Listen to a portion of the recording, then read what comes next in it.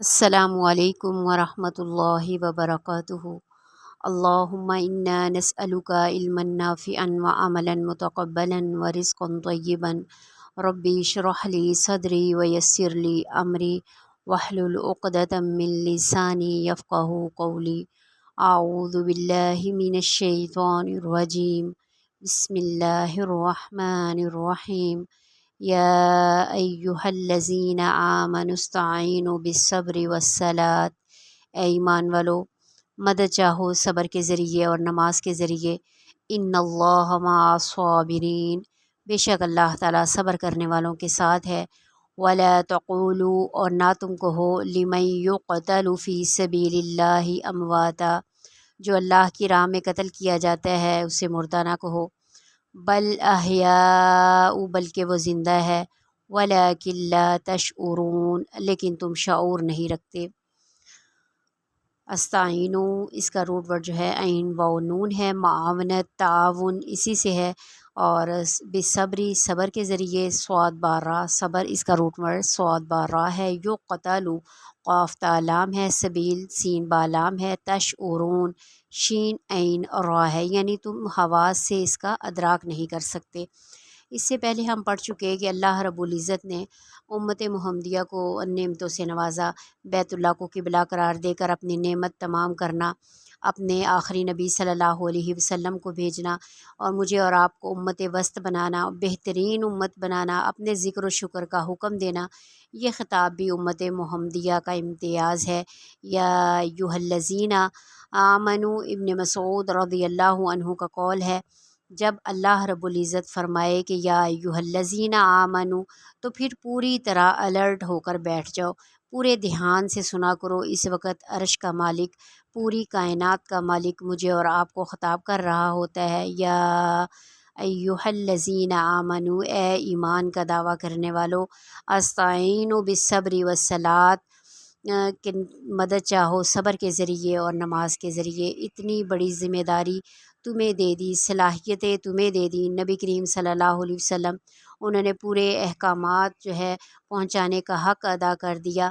اب جب تم اللہ کے حکموں کو، اللہ کی شریعت کو دنیا میں نافذ کرو گے، اپنے گھر کے اندر، اپنے خاندان کے اندر، معاشرے میں اللہ کی شریعت، اللہ کے احکامات کو نافذ کرو گے، تو مخالفتیں تو ہوں گی، تصادم تو ہوگا، باتیں بھی سننی پڑیں گی، رشتے ناتے بھی ٹوٹیں گے، اپنی خواہشات کو بھی کنٹرول میں رکھنا پڑے گا۔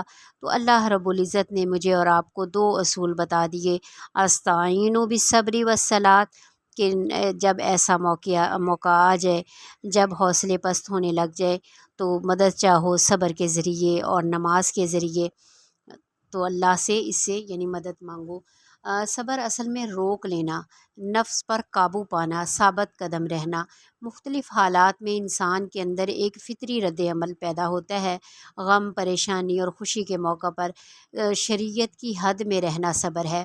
نبی مکرم صلی اللہ علیہ وسلم نے فرمایا، صبر روشنی ہے، یہ روشن مستقبل کی نوید ہے۔ صبر ثابت قدمی اور استقامت بھی اس کے معنوں میں شامل ہے۔ جس طرح اولو العزم پیغمبر ڈٹے رہے، انہوں نے دین کو پوری دنیا کے سامنے پیش کیا، لوگ ٹکرائے، مخالفتیں بھی ہوئیں، اپنے رشتے ناتے بھی ٹوٹے۔ ایک حدیث جس کا مفہوم آتا ہے کہ جس کا ذکر سورہ بروج میں بھی ہے کہ ایک ظالم بادشاہ نے خندقیں کھدوائیں، آگ بھروائی، لوگوں کو اس میں ڈالنا شروع کیا، جو اسلام کے ماننے والے تھے سب کو ان گڑھوں میں ڈالنا شروع کیا۔ ایک ماں شیر خوار بچے کے ساتھ، اس کو تھوڑا تردد ہوا بچے کی وجہ سے، اللہ رب العزت نے بچے کو زبان دے دی، تو اس نے کہا، یا اماں اصبری انکی انتی علی الحق، ڈٹ جا، صبر کر، اس لیے کہ تو سب حق پر ہے۔ اس وقت آگ میں چھلانگ لگا دینا صبر تھا، بظاہر بہت مشکل کام تھا، مگر مستقبل روشن تھا۔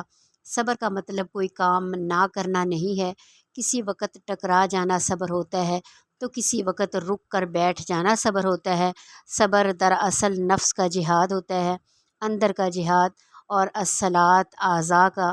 امت پر اب یہ واضح تھا کہ تم نے صبر اور نماز سے مدد حاصل کرنی ہے، تو تمہارے پاس دو ہی اصول ہوں گے، ایک تو ڈٹ جانا اور دوسرا نماز پڑھنا۔ نماز وہ ہے جس کے بارے میں नबी मुकर्रम सल्लल्लाहु अलैहि वसल्लम ने फरमाया, सल्लू कमा रअयतुमूनी उसल्ली। हदीस में आता है कि जब आप सल्लल्लाहु अलैहि वसल्लम कोई मामला पेश आता, आप नमाज की तरफ रुजू करते।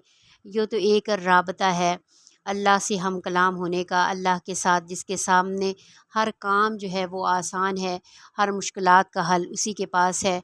इन्नल्लाह मा साबिरीन, अल्लाह इनके साथ है, इनकी मदद करता है, इन्हें क़ुव्वत और साबित कदमी अता फ़रमाता है।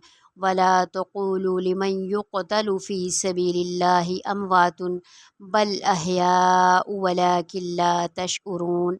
अल्लाह के हुक्म पर सब्र करने का अज़ीम तरीन नमूना अल्लाह की राह में जिहाद करना है कि मोमिन अपने रब की रज़ा की खातिर इसकी राह में अपनी जान की कुर्बानी देता है। इसलिए अल्लाह रब्बुल इज़्ज़त ने शहीद को इस दुनियावी ज़िंदगी से अफ़ज़ल व आला ज़िंदगी अता करने का वादा फ़रमाया। ये वो दौर था जिसमें मुसलमानों को अपने दीन पर अमल और इसकी तबलीग में दुश्मनों की तरफ से तरह तरह की रुकावटें पेश आ रही थी। कुरान मजीद रूहानी तौर पर इन्हें तैयार कर रहा है जिहाद के लिए। मारकाए हक़ व बातिल में कुछ लोग काम आएंगे, कुछ अज़ीज़ो महबूब मारे जाएंगे, शहीद किए जाएंगे। सब्र आज़मा मरहला मौत का होता है। मौत को यहाँ बयान कर दिया गया। जो अल्लाह की राह में मारे जाएं, इन्हें मुर्दा ना कहो, वो तो ज़िंदा हैं, लेकिन तुम शऊर नहीं रखते। हमारे इल्म का दायरा महदूद है, हमें हमारी अकल जो है, हमारा इल्म जो है वो बहुत थोड़ा है। वो अपने रब के यहाँ बाइज़्ज़त तौर पर रह रहे हैं। इनको बुलंद तरीन एज़ाज़ जो है वो दिया जाता है। शहीद का दर्जा बहुत ज़्यादा अहादीस में आता है। सही मुस्लिम में रवायत है, शुहदा की रूहें सबज़ परिंदों की शक्ल में जन्नत में जहाँ चाहें उड़ती फिरती हैं, फिर वो अर्श के नीचे मुअल्लक़ कंदीलों में आकर ठहरती हैं। अल्लाह रब्बुल इज़्ज़त फ़रमाते हैं, तुम क्या चाहते हो? वो कहते हैं, हमारे रब हमें और क्या चाहिए, हम तो जन्नत में जहाँ से चाहते हैं खाते पीते हैं। अल्लाह रब्बुल इज़्ज़त शुहदा से 3 दफ़ा यही सवाल करते हैं। जब इन शुहदा ने देखा कि सवाल का जवाब दिए बगैर इन्हें नहीं छोड़ा जाएगा, तो वो कहते हैं, ए हमारे परवरदिगार, हम चाहते हैं कि तू हमारी रूहों को हमारे जिस्मों में लौटा दे, ताकि हम एक बार फिर तेरे रास्ते में शहीद कर दिए जाएं। सैयदना अनस रज़ियल्लाहु अन्हु बयान फरमाते हैं कि रसूलुल्लाह सल्लल्लाहु अलैहि वसल्लम ने फरमाया, जन्नत में पहुंच जाने वाले कोई एक शख्स भी ऐसा नहीं होगा जो दुनिया में वापस आना पसंद करे। ख्वाहिशें सारी दुनिया ही दे दी जाए, सवाए शहीद के वो तमन्ना करेगा कि दुनिया में लौट जाए और 10 बार अल्लाह की राह में कत्ल किया जाए, क्योंकि वो शहादत की कदर कीमत और इसकी खूबियाँ देख रहा होता है। अल्लाह ताला से दुआ है कि अल्लाह ताला इस कुरान मजीद को सही तौर पर समझने और इस पर अमल पैरा होने की तौफ़ीक़ अता फ़रमाए और हमारा ख़ात्मा बिल ईमान फ़रमाए।